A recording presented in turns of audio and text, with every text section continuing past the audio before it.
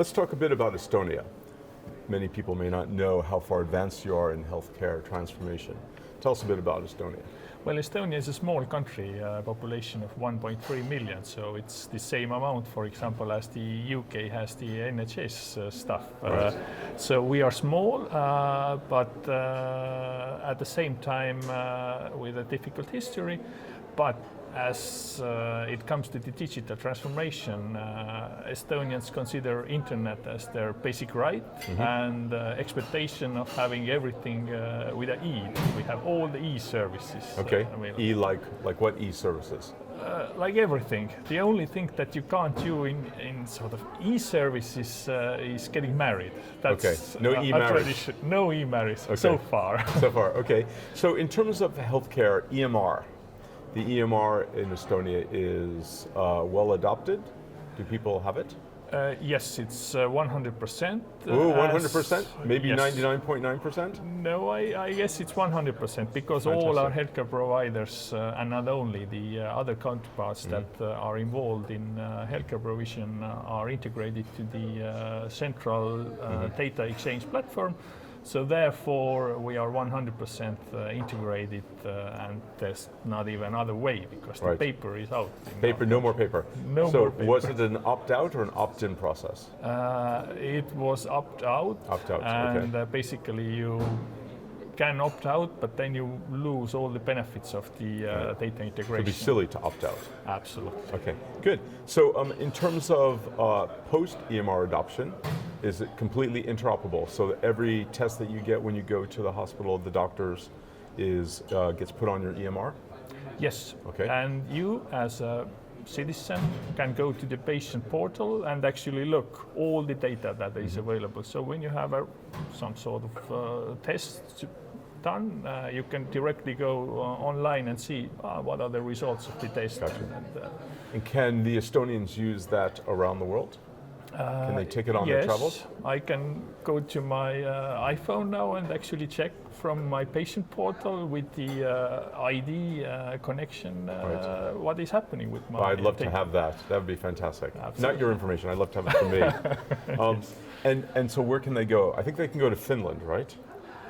Yes, currently we have the interoperability with Finland, so both country citizens, for example, can have prescriptions written and go to the pharmacy, whatever pharmacy in Estonia or Finland, and get their prescription there. That's pretty handy. Do you have any plans really for interoperability with other countries?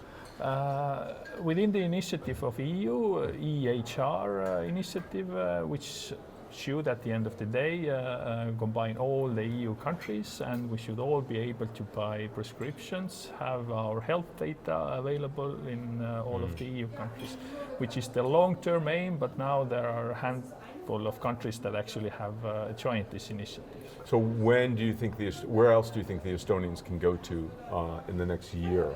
In the next year, we are looking for Sweden and some Central European countries as Czech Republic, Croatia, and also the furthest one, Portugal. Oh, good. That's great. Fantastic. Where have you taken digital healthcare in terms of population health, personalized medicine, artificial intelligence?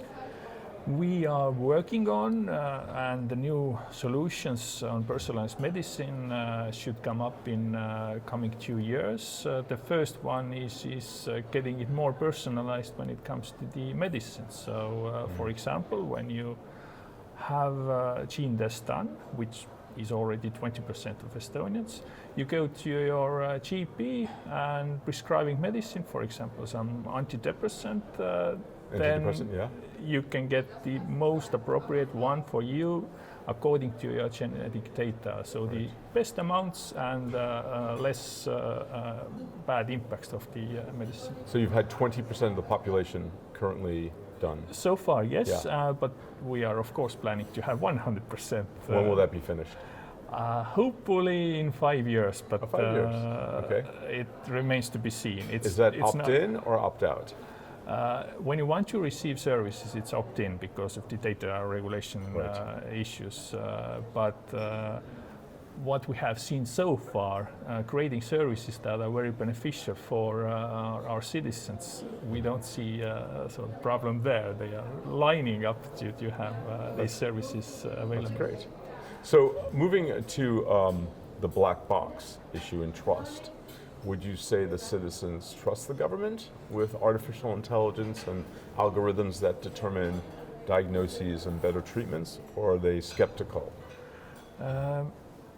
The trust within the digital transformation in Estonia is one of the highest in Europe. And what we have done is to give the control to a citizen, so they can always see who, where, for what purpose has used their data. When it comes to the AI and algorithms that actually work with the solutions, this is of course the most difficult part. How actually we keep the trust, and how do we keep the trust not only the citizens but the healthcare professionals as well. And there we of course are in parallel with the technical solutions, are working with the healthcare professionals, our citizens, explaining what we are actually trying to do, and taking it to the level that it's not the absolute truth, but that's the decision support system that helps the doctors to make qualitative decisions and the persons to have better health choices in their life. So you're educating the workforce? You're educating Absolutely. the doctors, the nurses, and the clinicians, and that education is moving forward. And do you feel that the clinicians are getting a good sense of how the AI will help their patients, or are they a bit resistant because they're scared of what's in the black box? There are both ways there. They see that it can help them a lot, but of course the fear factor is there, that, well, how can I be sure, and Yes. what will happen with it? But it's of course a long path. We started introducing this topic more than 3 years ago, and then we need to go years on in order to have the trust of healthcare professionals and of course trust of the citizens. So the issue of clinicians, doctors, nurses, clinicians trusting this process of digital healthcare, so I'm talking about the entire transformation process. In many countries, the clinicians are reticent, resistant to getting involved. It takes up a little too much time. It's not their usual practice. What kind of advice would you give to countries to try to get their clinicians to be part of the solution? Well, Estonian clinicians and citizens are no way different than for German ones, for example. Okay. So what we have seen is that you need to focus first on the solutions that have the best demonstration effect and actually make the life easier for both the citizens and the clinicians. So there might be downhills on the road. Clearly, we also have a problem of documentation to the information systems. Yes. But then you have to focus and listen to their problems and try to solve them going along. So I think it's a work in progress. You can't have a one-bang revolution. You need to take it step by step, focusing first on the solutions that give the trust that, oh, it's actually good for me and good for my patients. Exactly. Yeah, absolutely. Good. So in terms of all of healthcare in the EU, if you had a magic wand and you could wave that magic wand and one problem would go away forever, what would that problem be? Healthcare problem. Yes, I would say that I would like Europe to be united as it is, and united in the interoperability, that the data is flowing everywhere. And of course the data flows everywhere where you have the trust. So we need to address the trust with the security solutions and keeping the data only where it should be. Great. I wish that too.